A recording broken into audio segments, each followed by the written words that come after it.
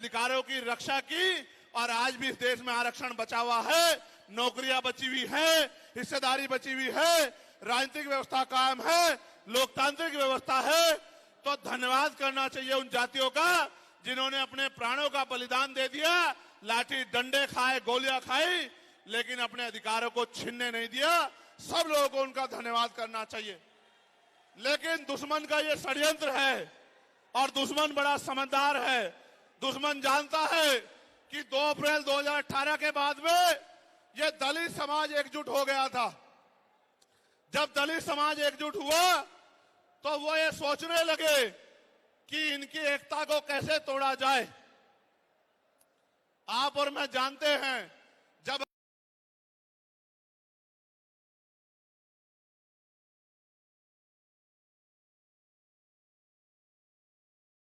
अगर आप झाड़ू की सिक्कों को इकट्ठा कर दोगे, वो सिक्के जो हैं एकजुट हो जाएंगे, उनको बांध दिया जाएगा तो वो सारा कचरा साफ कर देंगे। लेकिन अगर वो जो सिक्के होते हैं, अगर आपने उनको अलग अलग कर दिया तो वो कचरा साफ नहीं कर पाएंगे, वो खुद कचरा बन जाएंगे, उनकी कोई हैसियत नहीं बनेगी। इसलिए हमारे महापुरुषों ने बहुजन समाज में भाईचारे की बात की। और आप महसूस करो, बाबा साहब अंबेडकर ने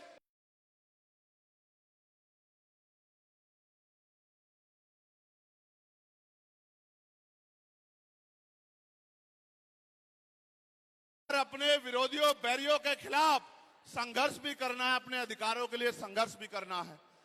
मैं जब देश के बाहर गया तो मैंने देखा कि वो लोग तरक्की कर रहे हैं, उनकी जिंदगी खुशहाल है, उनकी जिंदगी अच्छी बन रही है।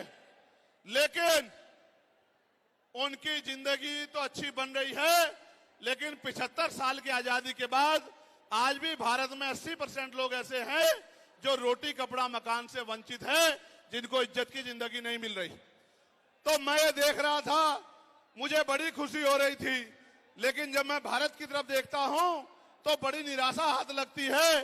फिर ये महसूस करता हूं कि आज जो कुछ हमारे पास है वो हमारे महान पुरुषों की संघर्ष की वजह से है। अगर हमारे महान पुरुष संघर्ष नहीं करते तो जो आज हमें मिला है ये भी हमें किसी कीमत पे नहीं मिलता। आप जानते हैं, हमेशा आरक्षण के खिलाफ चाहे सुप्रीम कोर्ट हो या मनुवादी दल हो, सब लोगों ने आरक्षण को समाप्त करवाने के लिए एडी चोटी के जोर लगा दिए। और इसका सबसे बड़ा हमला इस पे कब हुआ, जब 10% ईडब्ल्यूएस लागू हुआ। मुझे माफी चाहते हुए कहना है कि हमारे दलों ने भी हाथ उठा के, जो हमारे पूर्व के दल थे, उनका समर्थन किया, जबकि वो आरक्षण पे सबसे बड़ा हमला था। अगर उसी दिन हम लोगों ने सड़कों पे निकल के अपनी आवाज को उठाया होता तो किसी की मां ने दूध नहीं पिलाया होता कि वो दोबारा आरक्षण पे हमला करने के बारे में सोच लेता।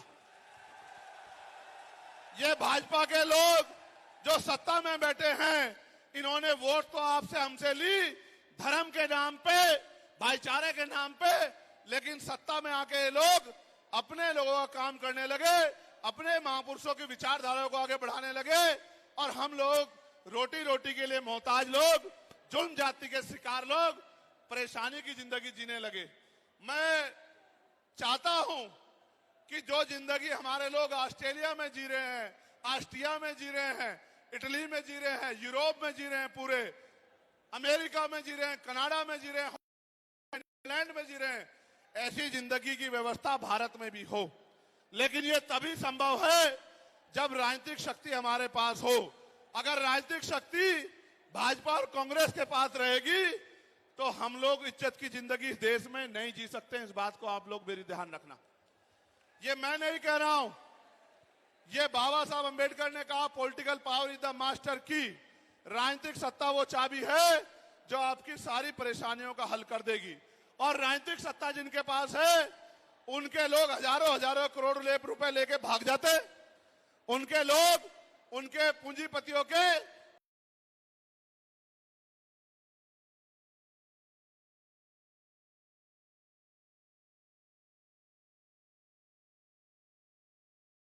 लिख के आपको जेल भेजने का काम सरकार कर देगी और आपके घर की कुर्की भी करा देगी।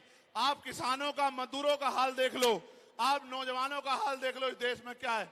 तो हमारी सबसे बड़ी मांग ये है, आप समर्थन करके बताना कि आप इस पे सहमत हो या नहीं हो। बताओ, जातिवार जनगणना होनी चाहिए नहीं होनी चाहिए?